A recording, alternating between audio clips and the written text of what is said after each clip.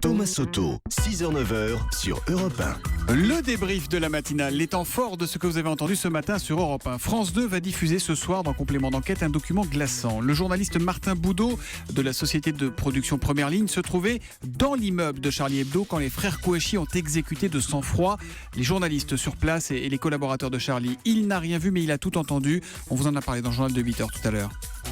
Au moment où je commence à filmer, on entend les tirs dans Charlie Hebdo, les tirs sourds.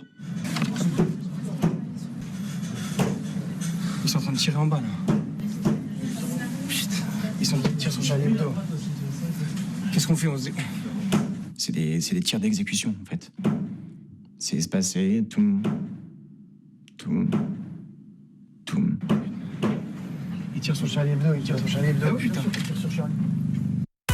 Document impressionnant à voir ce soir dans Complément d'enquête sur France 2. Bombe H ou pas, ce qui est sûr, c'est que la Corée du Nord reste l'un des pays les plus mystérieux au monde. Le journaliste Michael Stank a pu s'y rendre 3 fois ces dernières années. Et à 6h45, dans Europe 1 vous répond, il nous racontait ce qu'il a vu là-bas. Il y a des haut-parleurs dans la ville qui crachent en effet de la propagande tout le temps, en permanence. Chaque Nord-Coréen porte à son veston un badge en l'honneur de Kim Il-sung et de Kim Jong-il, c'est obligatoire. À quoi elle ressemble cette ville? C'est une ville moderne, la capitale de Corée du Nord? C'est quoi? Le pays est moderne, c'est le Moyen-Âge? C'est une ville qui est en train de se moderniser. Il y a des grandes piscines, des grandes patinoires, des hôpitaux flambant neufs. Sauf que, évidemment, pratiquement rien ne fonctionne. Mais il y a une vie, il y a des bars, il y a des il y a quelques restaurants. Il faut savoir que les gens qui vivent à Pyongyang sont des privilégiés, évidemment. Ce sont les Nord-Coréens qui ont de la famille, soit au sein du régime, soit dans les grandes administrations nord-coréennes. Vous avez peut-être vu Barack Obama pleurer avant-hier lorsqu'il parlait de la loi à venir et des tueries en série à cause des armes aux États-Unis. Est-ce qu'elles vous ont ému? Est-ce qu'elles vous ont choqué, ces larmes? Ce qui est sûr, c'est qu'elles vous ont fait réagir, comme elles ont fait réfléchir Raphaël Antoven à 7h25, la morale de l'info. Quand le président américain pense aux centaines d'enfants qui meurent aux États-Unis parce que les armes sont en vente libre et quand lui-même doit rendre les armes devant un lobby qui contrôle manifestement le Congrès, il pleure tout simplement de tristesse et de rage. Voir une manœuvre derrière une telle évidence, c'est passer à côté du réel parce qu'on a voulu surmonter les apparences. Et la morale de l'info? Trop de lucidité tue la lucidité. Même un politicien peut avoir un cœur, cela peut se produire, c'est rare comme une conjonction de planètes dans le Sagittaire, mais c'est possible. Réagit Monarch P sur Twitter avec le hashtag un matin. Propos mesurés et nuancés par Timothée 1.15. Obama a pourtant eu la majorité au Congrès sans agir sur la législation. C'est là où sa sincérité est mise à mal.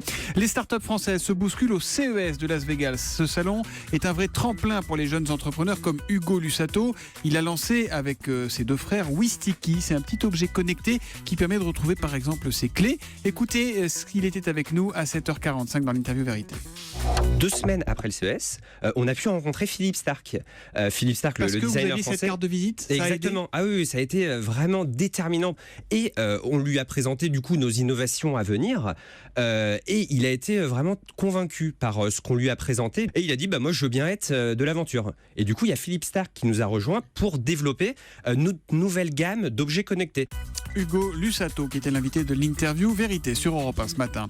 Avez-vous dans votre arbre généalogique un certain Léon Presburger, né le 17 mars 1897 en France? Si c'est le cas, écoutez l'histoire de Marion Calais, ça devrait vous intéresser. C'était à 6h15 dans le kiosque d'Europe 1. Ce monsieur figure en fait dans la liste des 2600 noms dévoilés sur Internet par les banques suisses. Et s'il y figure, c'est qu'il est le titulaire d'un compte dormant. Les établissements helvètes ont décidé de partir à la recherche des comptes en déshérence depuis 1955. 40 millions d'euros dormants, 80 compartiments de coffre-fort au contenu secret. Si aucun héritier n'est trouvé, c'est l'administration fédérale des finances suisses qui récupérera l'argent. Voilà, le kiosque d'Europe 1 et cette adresse, on vous met cette adresse, vous pouvez voir si vous faites partie des héritiers possibles sur Twitter avec le hashtag un matin et sur europe1.fr. Et puis une Britannique aveugle depuis 16 ans s'est fait greffer un œil bionique, c'est une petite révolution et un réel espoir pour les personnes atteintes de rétinite pigmentaire. Écoutez les explications du docteur Kierzek, c'était à 7h-5, la question santé d'Europe 1. Ça permet de redonner la vision artificielle, non pas en remplaçant l'œil, mais en allant implanter au niveau de la rétine, au niveau de l'arrière de l'œil, un implant rétinien, une micro-puce électronique. On arrive à lui Alors, mettre une puce derrière oui, l'œil. de quelques millimètres, ça fait 3 mm², mais plus de 1500 capteurs de lumière qui vont permettre de transformer les signaux lumineux en signaux électriques et de transformer ces signaux et de donner des impulsions au niveau du cerveau pour redonner des informations visuelles. Voilà, vous avez peut-être entendu Natacha Polony à 8h30 qui nous parlait de la vraie Joe le taxi que l'Obs a retrouvé, qui fait son portrait. C'est passionnant, c'est une dame qui vit près de Pigalle, qui est une ancienne prostituée et qui aujourd'hui est taxi. Et c'est elle qui a inspiré cette chanson à Étienne Rodagil. Et